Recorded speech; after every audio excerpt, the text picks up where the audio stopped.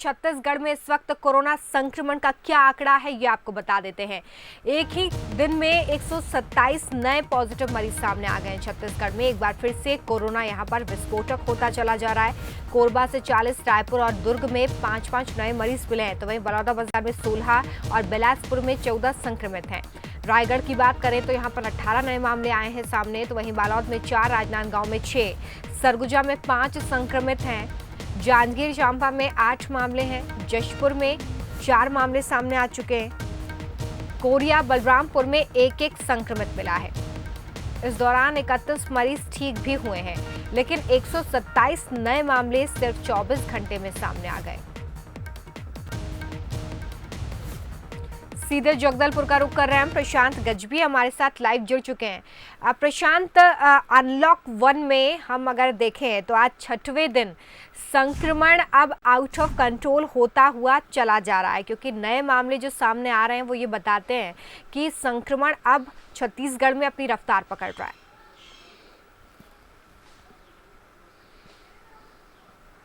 जी बिल्कुल, छत्तीसगढ़ में अब लगातार जो है कोरोना संक्रमण के मामले लगातार बढ़ते जा रहे हैं और ये तीसरा दिन है जब लगातार 100 से अधिक मामले प्रदेश में देखने को मिले हैं, जिसमें कोरबा सबसे ज़्यादा 40 मामले आए कोरबा में, जिसमें क्वारंटाइन सेंटर कोरबा का जो एक है जहां पर 61 लोग रह रहे हैं, वहां पर पहले भी 12 लोग की रिपोर्ट पॉजिटिव आ चुकी है और ये जो 36 लोग उसमें जहाँ रह रहे थे उनके भी रिपोर्ट जो है पॉजिटिव आई है और ये रिपोर्ट जो है 14 दिन बाद आई है, यानी 14 दिन पहले इनका सैंपल लिया गया था और उसके बाद जो है रिपोर्ट आई है, तो उनमें से 36 लोग और कोरोना पॉजिटिव पाए गए हैं और दूसरे क्वारंटाइन सेंटर से 4 लोग कोरोना पॉजिटिव पाए गए हैं। तो बिल्कुल कहा जा सकता है कि अब जो है लगातार कोरोना के मामले जो है बढ़ते जा रहे हैं और ये जो बाहर से जो लोग प्रवासी मजदूर पहुंचे हुए हैं ये वो लोग हैं। और साथ ही साथ अगर प्रदेश के आंकड़े की बात करें तो प्रदेश के आंकड़े में लगातार जो है आंकड़ा बढ़ता जा रहा है और जिसमें अभी एक्टिव मरीजों की संख्या लगभग 650 से अधिक हो चुकी है और जो मौत का आंकड़ा है वो भी बढ़ता जा रहा है। तो बिल्कुल अब कहा जा सकता है कि छत्तीसगढ़ जिस तरीके से 4 चरणों के लॉकडाउन में एक समय स्थिति ऐसी आई थी जब 0 मामले हो गए थे, लेकिन जैसे ही अनलॉक 1 शुरू हुआ है उस दौरान लगातार अब मामले बढ़ते जा रहे हैं और लगातार जो मामले आ रहे हैं वो ऐसे जिले जहां पर बिलासपुर, रायपुर, बलौदाबाजार ऐसे जिले हैं जहां पर लगातार हर दिन मामले आ रहे हैं। यही एक वजह है जिसके कारण ये तीसरा दिन है और तीसरे दिन भी लगातार जो है 100 का आंकड़ा जो है पार कर दिया है कोरोना मरीजों ने। तो अब चिंता बढ़ती जा रही है और जो जिले अभी अछूते हैं कोरोना से उन जिलों में भी सख्ती अब बरतनी शुरू कर दी गई है। हालांकि रियायतें बढ़ा दी गई है, लेकिन रियायतों के साथ साथ जो प्रचार है और अवेयरनेस है लोगों को, उन सारी चीज़ों पर अब काम किया जा रहा है। और जिस तरीके से पूरे प्रदेश के साथ पूरे देश में भी ये चीज़ मालूम है कि किसी प्रकार से कोरोना की अभी वैक्सीन नहीं निकली है, कोरोना की कोई दवाई नहीं निकली है, तो जिसका इम्यूनिटी पावर स्ट्रांग हैगा उस व्यक्ति को इस कोरोना लड़ाई में लड़ने में जीत हासिल हो रही है और जिस व्यक्ति का इम्यूनिटी पावर कमजोर है वो व्यक्ति जो है इस कोरोना महामारी से लड़ने में कहीं ना कहीं कमजोर पड़ता जा रहा है। तो अब इम्यूनिटी पावर को बढ़ाने के लिए ही चीजों पर काम किया जा रहा है। जी रोमिता, बहुत शुक्रिया इस तमाम जानकारी के लिए।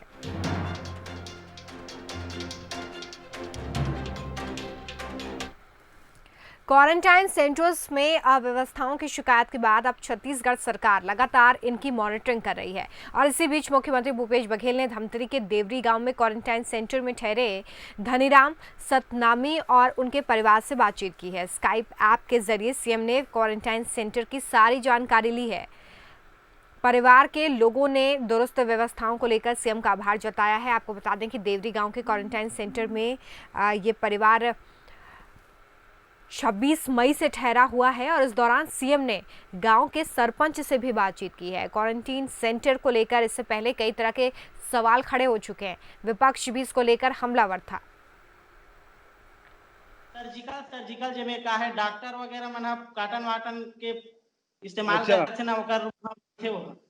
अभी तुम ना फॉर्म भरे ते में बात लिखे हो। हाँ, कहते हैं सर्जिकल में काम करत रहे ये लिख के देवे तो का है कि यहाँ जैसे हॉस्पिटल वगैरह में जरूरत पड़ी तो आप लोग रोजगार मिल सकत है। तो बोला वो काटन के रुई के रूल तैयार करत है से तुम्हें कि डॉक्टर मन के लिए वहां से ना सप्लाई होते कि डॉक्टर मन अगर इस्तेमाल करिए ऐसे करके नहीं, मैं ये कहा था जैसे वहाँ जिन काम करत रहे तेने काम यहाँ मिल जाए तो अच्छा नहीं रही। हाँ अच्छा रही ना, अच्छा तो रही। वही के बहुत जिन खुशी काम की करे बात है कि हाँ हमला रोजगार मिल जाही। जे सरकार है एक फॉर्म दे है जिसमें तो नाम है, पता है, गांव है, वो में ये भी फॉर्म में है कि ते का काम करत रहे। छत्तीसगढ़ की भूपेश बघेल सरकार प्रवासी मजदूरों के बच्चों के भविष्य को लेकर चिंतित है। तभी तो सरकार ने प्रदेश के सभी क्वारंटाइन सेंटर्स में रह रहे बच्चों की जानकारी जिला शिक्षा विभाग से मांगी है। सरकार की मंशा ये है कि बच्चों को अगले शैक्षणिक सत्र से नियमित शिक्षा मिल सके और इसी के तहत बिलासपुर जिले के सभी 365 क्वारंटाइन सेंटर्स में जानकारी जुटाई जा रही है। अभी तक 1895 बच्चों को चिन्हित किया गया है। राज्य सरकार ने इन बच्चों को नियमित शिक्षा दिलाने के लिए स्कूल में दाखिला कराने का फैसला किया है। आंगनवाड़ियों के जरिए भी स्कूल जाने लायक बच्चों की सूची तैयार की गई है। छत्तीसगढ़ में मजदूरों के भविष्य को लेकर भी एक प्रपत्र तैयार किया जा रहा है। इनकी गणना की गई है, ऐसी संख्या 996 बालकों की है और 895 बालिकाओं की है। कुल 1891 बच्चों का पहचान कर लिया गया है और इन्हें पूरा भरसक कोशिश करके हमारे विभाग के द्वारा प्रवेश दिलाने की प्रक्रिया पूरी की जाएगी। खबर बिलाईगढ़ से है, जहां पर पुलिस अधीक्षक प्रशांत कुमार ठाकुर ने कंटेनमेंट जोन का दौरा किया है। इस दौरान उन्होंने क्वारंटाइन सेंटर की व्यवस्थाओं का भी जायजा लिया। साथ ही लोगों को शासन की तरफ से दिए गए निर्देशों का पालन करने की समझाइश दी। ड्यूटी में तैनात पुलिस जवानों की स्वास्थ्य के बारे में जानकारी लेते हुए उनका हौसला बढ़ाया।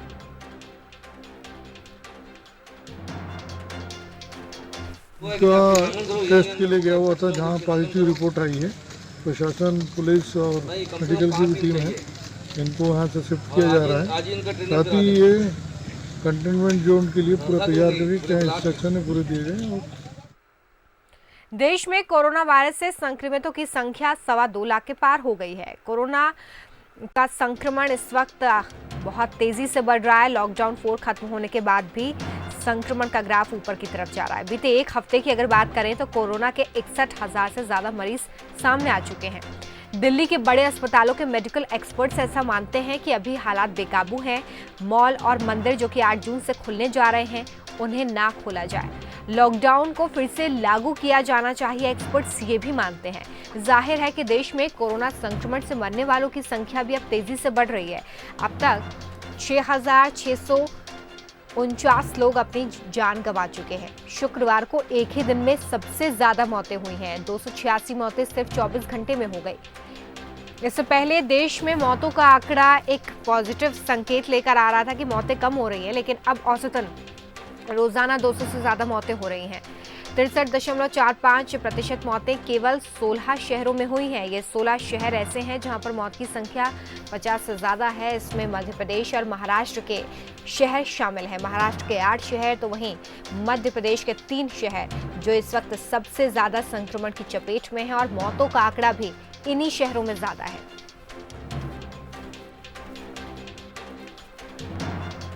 देश में कोरोना का पहला केस 30 जनवरी को केरल में सामने आया था और पहली मौत 11 मार्च को कर्नाटक में हुई थी कोरोना संक्रमण की वजह से। अब हर रोज अगर हम आंकड़ा देखें तो 200 से ज्यादा मौतें कोरोना महामारी की वजह से हो रही हैं।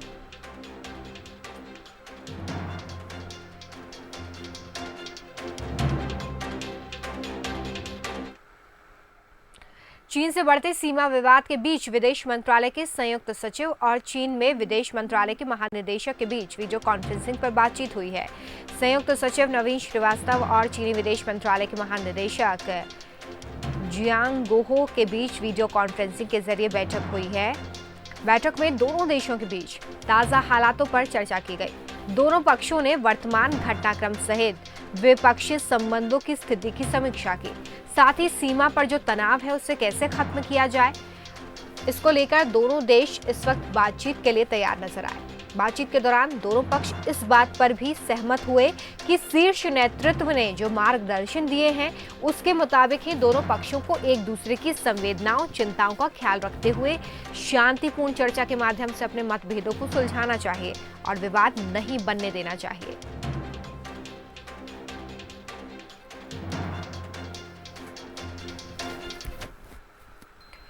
पूर्वी लद्दाख में सेनाओं के बीच तनाव को लेकर भारत और चीन के मिलिट्री कमांडरों में आज बातचीत होगी। 9 बजे ये बातचीत होने वाली है। मीडिया रिपोर्ट्स की माने तो ये बातचीत लद्दाख के चुशुल की बजाय चीन के मॉल्डो में होगी। इस दौरान 14 कॉर्प्स के commander lieutenant general Harinder Singh बातचीत में शामिल होंगे। इस लेफ्टिनेंट कमांडर लेवल की बातचीत से ठीक पहले चीन ने भारत सीमा पर चौकसी रखने वाले अपने वेस्टर्न थिएटर कमांड बलों के लिए नए सैन्य कमांडरों की नियुक्ति की है। सूत्र ये भी बताते हैं कि भारत चीन के सामने पैंगोंग त्सो, गलवान घाटी और डेमचौक में दोनों सेनाओं के बीच तनाव को कम करने के लिए प्रस्ताव पेश करेगा। पिछले 1 महीने से सीमा पर तनाव है। माना यह जा रहा है कि भारत इस इलाके में यथास्थिति बनाए रखने की बात चीन से कहेगा। हालिया तनाव को लेकर अब तक दोनों देशों के बीच में 10 बार बातचीत हो चुकी है, लेकिन ये बातचीत पॉजिटिव रिजल्ट्स लेकर नहीं आ पाई है।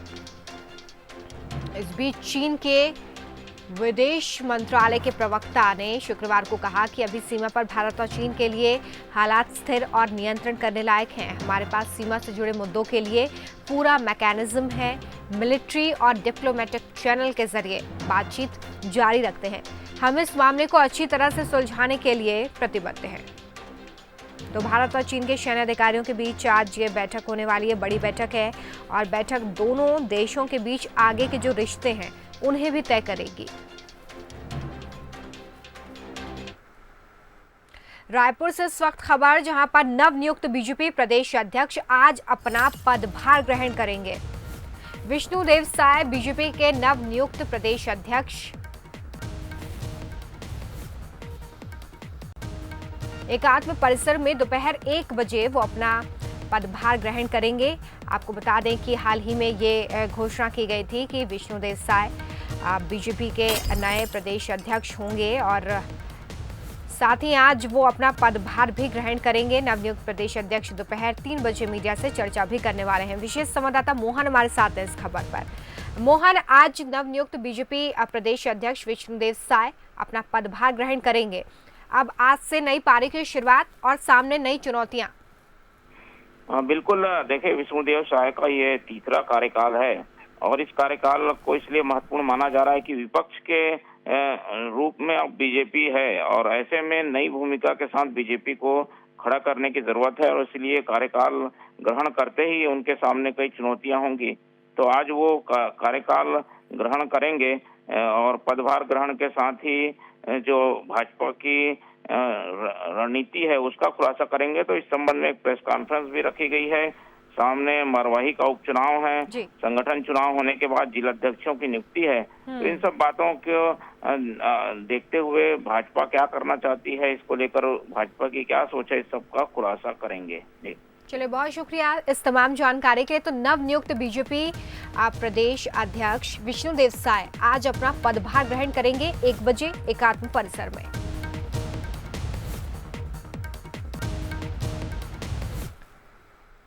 पीसीसी अध्यक्ष मोहन मरकाम के आह्वान पर मुंगेली में प्रेस कॉन्फ्रेंस का आयोजन हुआ, जिसमें बड़ी संख्या में कांग्रेस कार्यकर्ता शामिल हुए। जिला अध्यक्ष सागर सिंह ने इसका नेतृत्व किया और केंद्र सरकार की तरफ से धान के समर्थन मूल्य में 53 रुपए की मामूली वृद्धि को लेकर विरोध जताया। इस दौरान सागर सिंह बैस ने बीजेपी पर जमकर निशाना साधा। उन्होंने कहा कि केंद्र की मोदी सरकार अपने आप को किसान हितैषी कहती आई है, लेकिन सरकार की दोहरी मानसिकता देखने को मिली। धान के समर्थन मूल्य पर मामूली वृद्धि को जिला अध्यक्ष ने छल करार दिया है और बीजेपी पर कई गंभीर आरोप मढ़े। हमारा कहना यह है कि आज जब देश का किसान बड़ी उम्मीद के साथ केंद्र सरकार की ओर देख रहा है, आपके उस वादे की ओर देख रहा है जिसमें आपने कहा था कि 2022 तक हम किसानों की आय दुगनी करेंगे, आप एक तरफ दुगनी आय करने की बात कर रहे हैं, तो हास्यास्पद ये काम कर रहे हैं कि आप 53 रुपए प्रति क्विंटल के हिसाब से आप धान की वृद्धि कर रहे हैं। ये निहायत ही निंदाजनक है। छत्तीसगढ़ के सारे किसानों की तरफ से, प्रदेश कांग्रेस कमेटी की तरफ से हम इसकी कड़ी निंदा करते हैं। हम ये कहते हैं कि आप छत्तीसगढ़ की सरकार से आप सबक लीजिए, छत्तीसगढ़ की सरकार के आप बताएं मार्ग पे चलिए। कम से कम किसानों को 2500 रुपए प्रति क्विंटल के हिसाब से आपको धान का रेट निर्धारित करना चाहिए और इस आधार पे आप लोग को जो है धान का समर्थन मूल्य निश्चित करना। और वहीं बस्तर जिले में कांग्रेस भवन में भी विधायक रेखा चंद जैन ने प्रेस कॉन्फ्रेंस कर मोदी सरकार पर निशाना साधा और जिस तरह से किसानों को ये समर्थन मूल्य में मामूली सी वृद्धि दी गई है, इसको लेकर उन्होंने कहा कि ये छलने का काम है। धान समर्थन मूल्य में जो 53 रुपए बढ़ाया गया है वो पिछले सालों की तुलना में महज 2.93% ही है। इस दौरान उन्होंने और भी मुद्दे सामने रखे और सरकार को घेरा।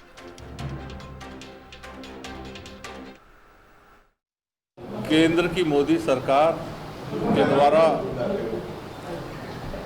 समर्थन मूल्य में जिस तरीके से वृद्धि करके छलने का काम किया है और किसानों को ठेंगा दिखाने का काम किया है, इससे किसान बहुत दुखी है और केंद्र की मोदी सरकार को किसानों से माफ़ी मांगना चाहिए। और किसान की धान की लागत मूल्य 1245 रुपये इन्होंने तय किया है, जबकि आज महंगाई के दौर में इन्होंने जो घोषणा की थी कि 1.5 गुना वृद्धि जो की जाएगी, उसमें किसान की मजदूरी, किसान का श्रमिक, खाद, बीज, सारी चीज़ों को इंक्लूड करके समर्थन मूल्य घोषित किया जाएगा। केंद्रीय राज्य मंत्री रेणुका सिंह ने मुख्यमंत्री भूपेश बघेल पर जवाबी हमला बोला है। केंद्र से सहयोग न मिलने से उनके आरोप पर पलटवार किया। रेणुका सिंह ने कहा कि भूपेश बघेल की आदत है कि वो अपनी गलती दूसरों पर थोपना चाहते हैं। उन्होंने कहा कि कोरोना से जंग के लिए जितने पैसे की जरूरत है वो भारत सरकार पहले दे चुकी है। रेणुका सिंह ने ये भी कहा कि आगे भी जरूरत पड़ने और सही मांग पर केंद्र सरकार मदद करने से पीछे नहीं हटेगी। केंद्रीय राज्य मंत्री ने कहा कि 20 लाख करोड़ के पैकेज से देश फिर खड़ा होगा। इसके साथ ही व्यापारी और किसान आत्मनिर्भर बनेंगे। उन्होंने प्रदेश के क्वारंटाइन सेंटर्स में सुविधाओं की कमी का मुद्दा भी उठाया। भूपेश बघेल जी की आदत है, वो हमेशा अपनी गलती को दूसरे के ऊपर थोपना चाहते हैं, लेकिन हम लोग इस बात को जानते हैं और कोरोना से लड़ाई में जितने पैसे की ज़रूरत है वो हम पहले ही दे चुके हैं। आप सही मांग करेंगे तो उसमें भारत सरकार कभी पीछे नहीं हटेगी। और जो 20 लाख करोड़ रुपए का पैकेज अभी घोषित हुआ है, उसमें जो अभी हमारी अर्थव्यवस्था खराब हो रही है, चाहे हमारे व्यापारी हो चाहे हमारे किसान हो, तो लोगों को फिर से एक बार खड़े होने के लिए, उस देश को आत्मनिर्भर बनाने के लिए इतने बड़े पैकेज की घोषणा हुई है। छत्तीसगढ़ के लिए भी पैसे की कोई कमी नहीं है। कवर्धा में कांग्रेस कार्यकर्ताओं ने धान के समर्थन मूल्य बढ़ाने की मांग को लेकर प्रदर्शन किया है। कांग्रेसी केंद्र सरकार के 53 रुपए समर्थन मूल्य बढ़ाए जाने का विरोध करते नजर आए। कांग्रेसियों ने केंद्र सरकार पर वादा खिलाफी का आरोप लगाया, समर्थन मूल्य बढ़ाने की बात कही। साथ ही कांग्रेस ने केंद्र सरकार पर किसान विरोधी होने का आरोप भी लगाया है। कांग्रेसियों ने प्रधानमंत्री नरेंद्र मोदी के नाम एसडीएम को ज्ञापन सौंपा। किसान विरोधी, धान विरोधी, छत्तीसगढ़ विरोधी भारत भाजपा सरकार है। भारतीय जनता पार्टी की केंद्र में जो बैठी वो सरकार है। हमारी मांग हम अभी कलेक्टर साहब को ज्ञापन देंगे, जिसमें हमारी मांग है कि स्वामीनाथन कमेटी लागू करें और उनसे किसानों की जो हक जो है उनको पूरा उपलब्ध हो, उनको मान्य। आजादी मिले 70 साल से ज्यादा बीत चुके हैं, लेकिन देश के कई हिस्से आज भी विकास की रोशनी से महरूम हैं। ऐसा ही बलरामपुर जिले से मामला सामने आया है। शंकरगढ़ विकास खंड का लडुआ सारापानी गांव, यहां के लोगों की आंखें विकास की राह देखते देखते पथरा गई हैं। ये रिपोर्ट देखिए। ये है बलरामपुर जिले के शंकरगढ़ विकास खंड का लडुआ सारापानी गांव, जहां विकास दम तोड़ता दिखाई देता है। इस गांव के रहवासियों को आज तक बिजली और पानी का इंतजार है। अंधेरे में रहकर यहाँ के ग्रामीण डोढ़ी का गंदा पानी पीकर जिंदगी गुजार रहे हैं। गंदा पानी पीकर गांव वाले बीमार तो हो ही रहे हैं, बिजली न होने से मासूमों का भविष्य भी अंधकार में हो रहा है। स्मार्ट गांव की बात करने वाले जिम्मेदारों की इस गांव पर अभी तक नजर ही नहीं पड़ी है। परेशानी यहाँ खत्म नहीं होती। सरकारी योजनाओं का उजाला भी इस गांव की दहलीज तक नहीं पहुंच पाता। गर्मी में गांव वाले बूंद बूंद पानी के लिए मोहताज हो जाते हैं, लेकिन गांव वालों की गुहार जिम्मेदारों के कान तक नहीं पहुंचती। अगर कभी पहुंची तो मिलता है सिर्फ आश्वासन। बड़े परेशानी, एगो तो ढोढ़ी पानी एकदम गंदा, वहाँ कीड़ी कोकोरा हर चीज यहाँ सारे के एकदम कीड़ा परीन है। वही के भर भर के कहते कि हम यहाँ घटिया पहाड़ चढ़ाते। बिजली का समस्या है, एगो पानी का समस्या है, इसने ढोड़ी कर पानी पी के गुजारा करत थी। लाइट भी से नहीं नीचे इसने अंधेरा में रह के जीवन बिता थी। इनके पास लाइट ना पानी नहीं आया है। अभी लाइट में भी बहुत परेशानी झेल रहे हैं बच्चे लोग का पढ़ाई, और कभी कभी तो यहाँ गांव में हाथी उथी भी पहुँच जाता है तो लाइट भी नहीं रहता है। अंधेरे में रह के लोग सामना करते हैं, कई घर टूट जाता है, क्या हो जाता है। लडुआ पंचायत का सरपानी गांव पारा हुए और हमार जगह ये पानी पिए के बहुत एगो समस्या है। कैसे कि ये जगह थोड़ा गंदा पानी है, ओकेला हमें रोज जंगल झाड़ से जो कम से कम 1 किलोमीटर 1.5 किलोमीटर डोई के चढ़ा थी आउ के पीथन। पानी की समस्या का सवाल जब जनपद पंचायत सीओ से पूछा गया तो वही रटा रटाया जवाब मिला, जल्द हो जाएगा। तो क्षेत्र के कांग्रेस विधायक भी टालने वाला जवाब देकर जिम्मेदारी से मुक्त होते दिखे। जैसे ही अगला मनरेगा का सीजन शुरुआत होगा, हम ऐसे जगहों पर, लडुआ है, कोटली है, जगीमा पटना है, ऐसे जगहों पर हम सामुदायिक कूप देंगे ताकि वहाँ पेयजल की समस्या भी दूर हो। वहाँ एक बड़े आकार का कुआं बन जाएगा, उससे पेयजल के साथ साथ सिंचाई का भी थोड़ा मोड़ा साग सब्जी लगाने के लिए हम लोग कर सकें। आज तक बिजली पहुंचा नहीं हुआ। बिजली के लिए फिर मैं अधिकारी से बात किया था, उसमें थोड़ा सा समय तो निश्चित रूप से लगेगा क्योंकि उसके लिए एस्टीमेट बनेगा, स्वीकृत होगा, थोड़ा सा टाइम जरूर लगेगा, लेकिन उसको भी हम निश्चित रूप से कराएंगे। आधुनिक भारत, स्मार्ट सिटी और डिजिटल गांव के सरकारी दावों को बलरामपुर जिले का ये छोटा सा गांव सालों से आईना दिखा रहा है। इस गांव में उम्मीद की रोशनी और आशाओं का पानी तभी पहुंच पाएगा जब जिम्मेदार अधिकारी अपनी जिम्मेदारी से पल्ला झाड़ने की जगह उसे ईमानदारी से पूरा करेंगे।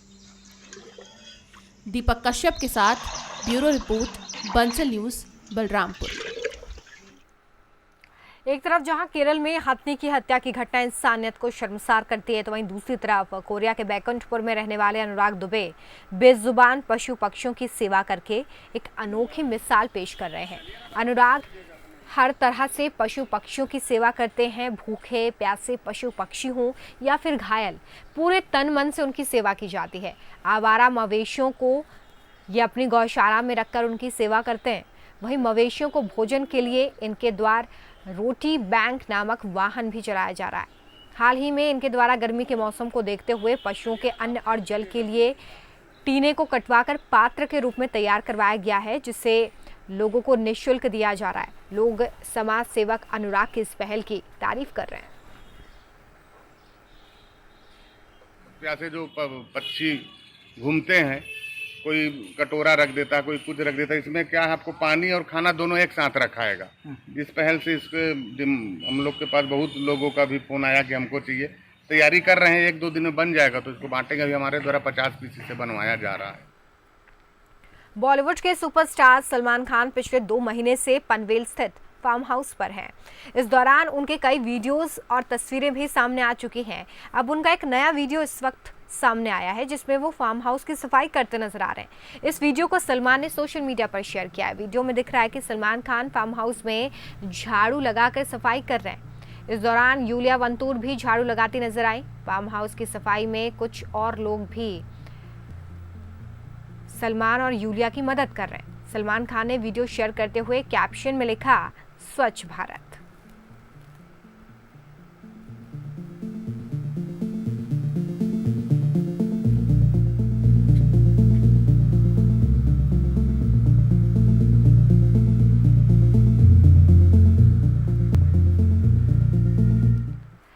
गरियाबंद में नक्सलियों ने एक पूर्व देवोभो वन कर्मी की गोली मारकर हत्या कर दी। मामला मैनपुर विकास खंड के गोबरा का है, जहां पर पूर्व वनकर्मी हेमलाल की नक्सलियों ने हत्या की है। हत्या के कारणों का भी पता नहीं चल पाया है। पुलिस के मुताबिक हेमलाल कुछ समय पहले वन विभाग के देवोभो कर्मचारी के रूप में गोबरा में तैनात था, लेकिन नक्सलियों की लगातार धमकी के कारण कुछ महीने पहले उसने नौकरी छोड़ दी और शुक्रवार सुबह नक्सलियों ने उसकी हत्या कर दी।